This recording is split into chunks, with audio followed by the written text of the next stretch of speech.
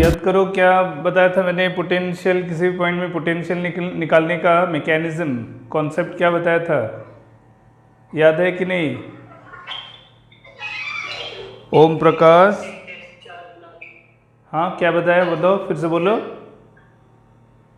Infinity से जो test charge लाता है उसको वर्क डन करने में जो external the work done the work done required to bring a +1 test charge from infinity to the point, यानी कि जब हमको P1 पॉइंट में पोटेंशियल निकालना है, मतलब मैकेनिज्म क्या है, we need to calculate the work done, we need to calculate the work done in bringing +1 test charge from infinity to the point P1। तो इन्फिनिटी से जब P1 तक लाएंगे तो यानी कि उसका मतलब हमको surface of B as well as surface of A दोनों को क्रॉस करके P1 तक आना है। अच्छा, अब देखो जहाँ तक ये जो ए और बी के बीच का जो रीजन है वहाँ इलेक्ट्रिक फील्ड मिलेगा, इलेक्ट्रिक फील्ड लाइंस मिलेगा, किसके वजह से? Due to the charge of Q1, यानी कि हमको यहाँ Q1 के चार्ज की वजह से outward electric lines of force मिलेगा। ये इस रीजन में Q1 चार्ज की वजह से इलेक्ट्रिक फील्ड मिलेगा, लेकिन एकदम इनरमोस्ट रीजन में नो फील्ड, एकदम अंदर देखो तो electric field zero, no electric lines of force found in the most interior region, ठीक है। और जहाँ तक outside the surface of B है तो वहाँ सभी डायरेक्शन में इलेक्ट्रिक लाइंस ऑफ फोर्स तो बाहर की तरफ मिलेगा, है ना। तो इसका मतलब जब एक +1 चार्ज को लाएंगे up to the point P1 तो दोनों फील्ड लाइंस के अगेंस्ट में हमको वर्क करना पड़ेगा up to the surface of B, surface of B तक लाने में दोनों फील्ड के अगेंस्ट में वर्क करना पड़ेगा, और बी से ए के सरफेस तक जाने में we need to do additional work, we need to do additional work to bring the +1 charge from the surface of B to the surface of A, ठीक है। लेकिन उसके बाद और surface of A to P1 उस further movement के लिए कोई एडिशनल वर्क जरूरत नहीं पड़ेगा, there will be no additional work required to take the +1 charge from the surface of A to the point P1, ठीक है। तो क्या कहा मैंने कि वर्क डन काउंट होगा दो इलेक्ट्रिक फील्ड स्ट्रेंथ के वजह से, due to Q1 as well as due to charge Q2, और दोनों फील्ड अवेलेबल होगा from the surface of B to the infinity region, और सिर्फ चार्ज Q1 की वजह से फील्ड अवेलेबल होगा यहाँ तक। इसका मतलब है वर्क डन चूंकि स्केलर क्वांटिटी है तो हम कह सकते हैं कि दो फील्ड के अगेंस्ट में वर्क करना पड़ेगा +1 चार्ज को लाने में।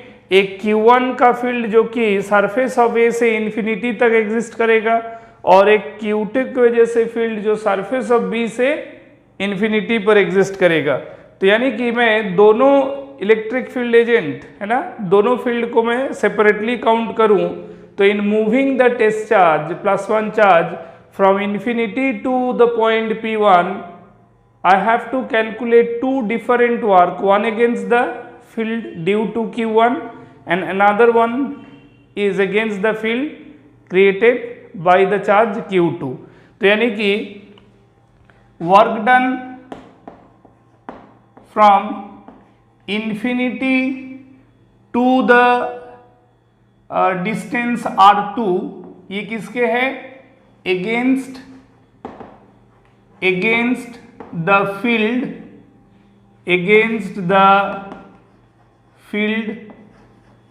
ड्यू टू Q2, ये Q2 की वजह से वर्क डन काउंट होगा इंफिनिटी से R2 डिस्टेंस तक, plus work done in moving the test charge from infinity to the distance of R1, ये किसके वजह से? against the field due to Q1। तो ये हो गया हमारा दो different work in bringing +1 test charge from infinity to the point P1, क्योंकि मुझे P1 तक जाने के लिए एडिशनल वर्क करना ही नहीं है, कारण मैं अगर कैलकुलेट करूं कि R1 से P1 तो ये जो inside the smaller spherical region है ना, तो उस रीजन में कोई वर्क डन काउंट ही नहीं होगा। Why? Because there is no existence of electric lines of force in this spherical region of radius r1, यानी कि सरफेस ऑफ ए तक आने में जो वर्क होगा that work only be taken into account if you want to move further inside up to the centre. ठीक है, तो इसका मतलब है कि ये दो वर्क डन का कैलकुलेशन फिर ये हो जाएगा, अगर मैं Q2 की वजह से कैलकुलेट करूंगा तो वो हो जाएगा KQ2/R2। ठीक है, K means 1/4πε0 plus it is KQ1/R1। तो KQ2/R2 plus KQ1/R1, this will be the potential at the point P1। ठीक है, तो इस तरह से हम लोगों को potential at the point P1, the innermost position in this geometry, in this arrangement, वो मिल गया। ठीक है ना, ओके, क्लियर है सबका? सबाई बुझते पेरेछो?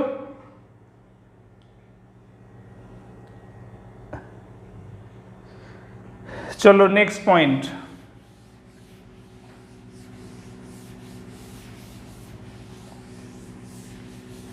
In next point we will discuss about the potential at the point P2. Potential at the point P2 means P2 is the position at the on the surface of the innermost sphere. So in this process we have calculated the work done in bringing +1 test charge from infinity to the surface of the smaller spherical region, that smaller spherical charged body, that is A. So, and as we got that no additional work will be done when the test charge will be moved from the surface of A to the inside position of it, inside region of it at P1. So that means up to the surface work what we have calculated as the work done to bring it from P1. So to the surface the same work will be done. That means potential at P2 will be equal to potential of P1, and that will be the same result, KQ1/R1 plus Q2/R2।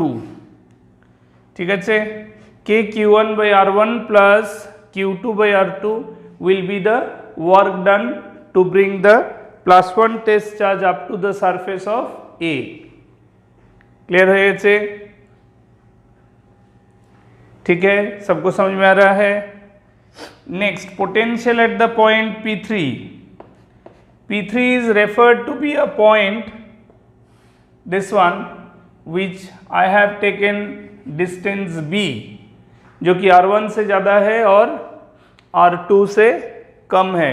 तो इसका मतलब है कि through the B अगर मैं एक enclosure बनाऊं, through the B अगर मैं एक स्फेरिकल एनक्लोजर बनाऊं, ध्यान से देखो, ठीक है, so the charge of the on the surface of spherical shell A वो एक एनक्लोज्ड चार्ज हो गया with respect to an enclosing surface through the point P3। P3 के थ्रू अगर मैं एक एनक्लोजिंग सरफेस कंसिडर करता हूं तो फिर चार्ज ऑफ ए P3 के थ्रू एनक्लोजिंग गॉसियन सरफेस के रेस्पेक्ट में वो एक एनक्लोज्ड चार्ज है।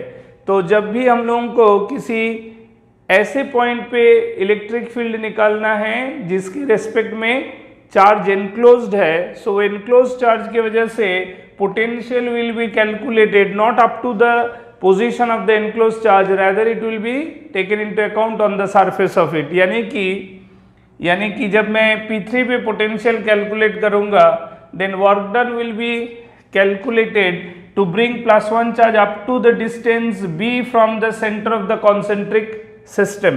तो centre of the concentric system के लिए कैलकुलेट करेंगे तो वो हो जाएगा KQ1/B प्लस Q2/R2, क्योंकि Q2 charge exterior charge region है with respect to the required point P3।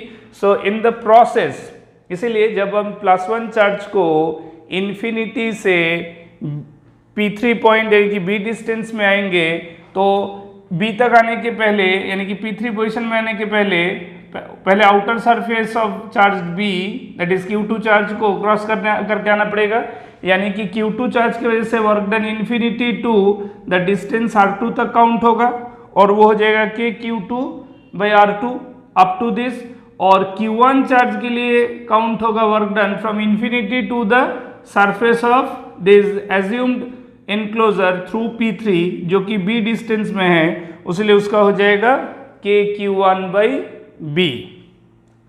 Clear है? समझ में आ रहा है सबको? ठीक है ना?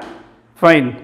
अब उसी तरह हम लोग अगर P4 पॉइंट पे डिस्कस करें तो ध्यान से देखो, potential at P4 is the point on the surface of the outer concentric shell that is B। तो जब आउटर सेल में पोटेंशियल कैलकुलेट करना है तो Q1 is enclose charge with respect to the surface of B, तो यानी कि enclose charge की वजह से भी पोटेंशियल कहाँ काउंट होगा? आउटर सरफेस में, यानी कि अब ये हो जाएगा K into Q1/R2 plus Q2/R2। ठीक है, एनक्लोज चार्ज जो है उसके लिए भी पोटेंशियल कहाँ तक काउंट होगा? Up to the outer surface, जहाँ तक हम लोग +1 चार्ज को लाएंगे। और उसी चार्ज पे, यानी कि मैं दोनों चार्ज को सेंटर पे कंसंट्रेट करके यहाँ तक वर्क डन काउंट कर रहा हूँ, ठीक है, up to this outer surface. तो फॉर्मूला हो जाएगा KQ1/R2 प्लस Q2/R2। ठीक है, क्लियर हुआ बात है ना? अब देखो फाइनल था मेरा P5 पॉइंट पे क्या होगा? तो potential at P5 being the outermost position, जिसको मैंने ये C लिया था, तो with respect to the point P5 यहाँ अगर एनक्लोजर बनाएंगे, पूरा इसको ड्रॉ कर देंगे, तो that will enclose both of the charges. ठीक है, तो दोनों एनक्लोज चार्ज को अगर सेंटर पे कंसंट्रेट कर दे तो effective distance will be C only, so that's why it will be Q1/C plus Q2/C. So this is the way we can find potential. This is the way we can find potential at this given points, given 5 points P1, P2, P3, P4 and P5 for one system of concentric charged spherical shell. ठीक है, note करो इसको अच्छा से। ठीक है, कहीं doubt है तो पूछो। सर वहाँ पर पोटेंशियल P4 पॉइंट जो है वहाँ पे Q1/R1 होगा या R2? नहीं, P4 पर जब कैलकुलेट कर रहे हैं तब क्या होगा? Q1 का चार्ज तो एनक्लोज चार्ज है, तो चार्ज इज ऑलवेज, चार्ज का हमेशा टेंडेंसी होगा कि वो आउटर मोस्ट सरफेस पे, क्योंकि मैं एक्चुअली मैं तो यहाँ तक तो जा ही नहीं रहा हूँ ना +1 चार्ज को लेके। I am taking the +1 charge from infinity to the surface of B, that is the point P4। तो इसका मतलब है कि जब हम लोग फॉर्मूला लिख रहे हैं, जब ये फॉर्मूला लिखते हैं, तो ये फॉर्मूला लिखते वक्त हम क्या ध्यान रखते हैं कि जो भी फिक्स चार्ज है वो कैसा चार्ज बॉडी है? एक पॉइंट चार्ज है ना, वो एक पॉइंट चार्ज की तरह ट्रीट करेंगे उसको। तो जैसे कि उसको पॉइंट चार्ज की तरह ट्रीट करेंगे, इसका मतलब प्रैक्टिकली जो एनक्लोज चार्ज Q1 है वो भी कॉन्सेंट्रेटेड है सेंटर पे, और जो charge on the surface of B है वो भी कॉन्सेंट्रेटेड है सेंटर पे। ठीक है ना? तो फाइनल डिस्टेंस दोनों का क्या होगा? दोनों का ही R2 होगा। बात समझ में आया? तो इसलिए KQ1/R2 प्लस KQ2/R2। ठीक है।